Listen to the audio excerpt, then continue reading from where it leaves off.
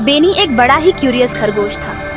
उसे हॉप करना और खेलना बहुत पसंद था, लेकिन सबसे ज्यादा बेनी को ड्राइंग करना बहुत पसंद था। बेनी चाहता था कि उसकी ड्राइंग्स असली हो जाए। इमेजिन, वो कहता था, खेलने के लिए एक फ्रेंड यही पेज पर। एक सनी डे बेनी फॉरेस्ट में हॉप करता हुआ गया। उसे एक आइडिया आया, may be just may be वो अपनी ड्राइंग्स को रियल बनाने का कोई तरीका ढूंढ सकता है। जंगल के बीचों बीच बेनी को एक वाइज उल्लू मिला।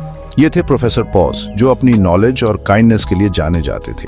प्रोफेसर, बेनी ने पूछा, क्या ड्राइंग्स रियल बन सकती हैं? प्रोफेसर पॉज चकल करते हुए बोले, हाँ यंग बेनी, असली मैजिक अंदर से आता है। उन्होंने बेनी के दिल की तरफ इशारा किया। तुम्हारी क्रिएटिविटी, तुम्हारी इमेजिनेशन, यही असली मैजिक है।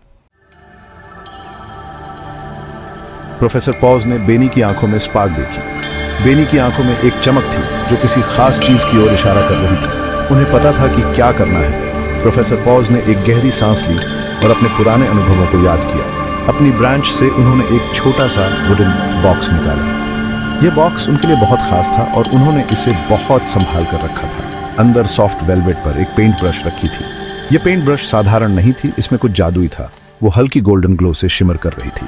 जैसे ही बेनी ने उसे देखा, उसकी आंखें और भी चमक उठी। ये बेनी, प्रोफेसर ने धीरे से हुटिट किया, एक स्पेशल ब्रश है। इसे वाइजली यूज करना। यह ब्रश तुम्हारे सपनों को साकार कर सकता है। प्रोफेसर ने बेनी को समझाया कि इस ब्रश का सही उपयोग करना बहुत जरूरी है। यह ब्रश बहुत शक्तिशाली है। बेनी ने ब्रश ले ली और उसे अपने छोटे हाथों में कसकर पकड़ लिया।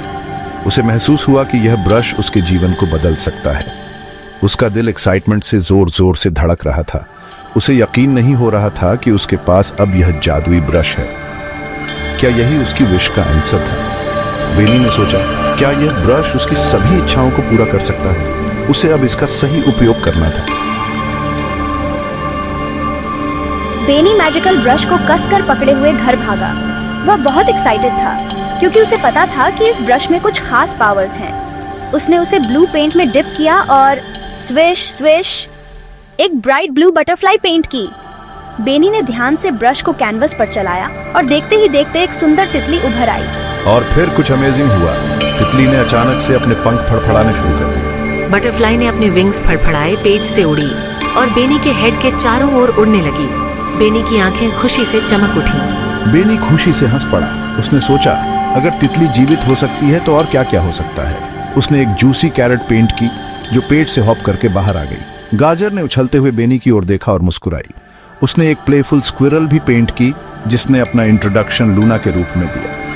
लूना ने बेनी को धन्यवाद दिया और उसके चारों ओर नाचने लगी। बेनी ने फिर एक सुंदर रेनबो पेंट किया जो कैनवस से बाहर निकलकर आसमान में फैल गया। बेनी ने सोचा, यह ब्रश सच में मैजिकल है। बेनी के चारों ओर उसकी क्रिएशंस जीवित हो गई। वह आश्चर्यचकित था और सोचने लगा कि इस मैजिकल ब्रश से और क्या क्या अद्भुत चीजें बनाई जा सकती हैं। लूना बेनी की बेस्ट फ्रेंड बन गई। दोनों एक दूसरे के बिना अधूरे थे। वो पूरा दिन खेलते थे, बेनी की बनाई हुई और जिंदा हुई चीजों के साथ। हर दिन एक नया एडवेंचर होता था। लेकिन बेनी को जल्द ही कुछ इम्पोर्टेंट समझ आया। उसे एहसास हुआ कि उसकी क्रिएशंस में कुछ खास था। मैजिक सिर्फ ब्रश में नहीं था, यह उसमें था। उसकी हर स्ट्रोक में एक जादू था। यह उसकी इमेजिनेशन, उसकी क्रिएटिविटी थी जिसने यह सब पॉसिबल बनाया। उसकी सोच ने हर चीज को जीवंत कर दिया। ब्रश बस एक टूल था। असली जादू बेनी के दिल और दिमाग में था। असली मैजिक बेनी के अंदर था। शुरू से ही उसकी आत्मा में एक स्पार्क था। उस दिन से बेनी ने अपने गिफ्ट का यूज सबको खुशी देने के लिए किया। उसने अपने दोस्तों के लिए सुंदर क्रिएशंस बनाए। उसने सीखा कि क्रिएटिविटी और इमेजिनेशन की पावर कुछ भी पॉसिबल बना सकती है। उसने अपने सपनों को हकीकत में बदल दिया। बेनी और लूना ने मिलकर एक नई दुनिया बनाई जहां हर चीज संभव थी। उनकी दोस्ती और क्रिएटिविटी ने उन्हें असीम ऊंचाइयों तक